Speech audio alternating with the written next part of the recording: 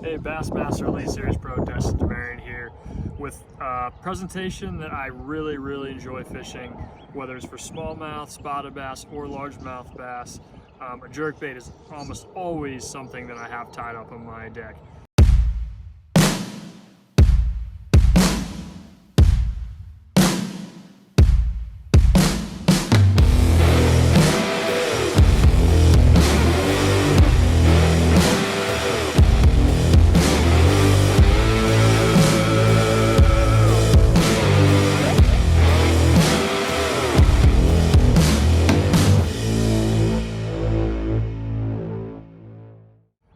This time of year, a jerkbait can be really good, whether you're largemouth fishing and then soon smallmouth fishing as the ice gets out in a lot of places, and smallmouth fishing even in the south already.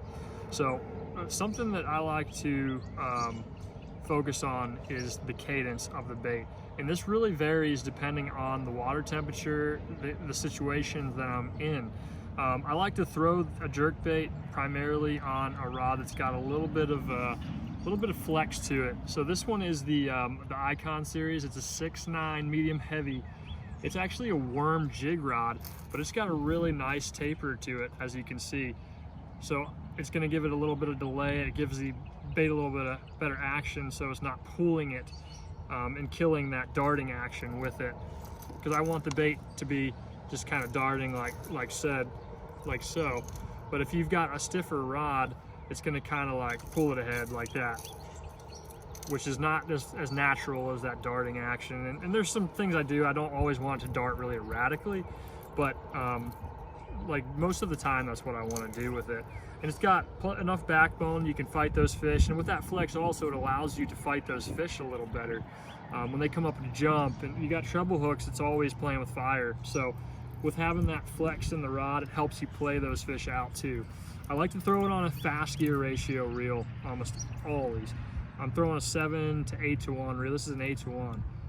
And the reason being is I want to, if I'm making long casts or something like that, I want to be able to pick up a lot of line. And usually when you're jerking slack. So when you're jerking and trying to detect whether they have a bite, a lot of times there's slack in your line. So being able to detect that bite, reeling in, setting that hook, it's really important to have a high gear ratio reel. And so I'm going to show you kind of what I like to do with my cadences, depending on, you know, the water temperature and things like that. So I'm going to stand up here.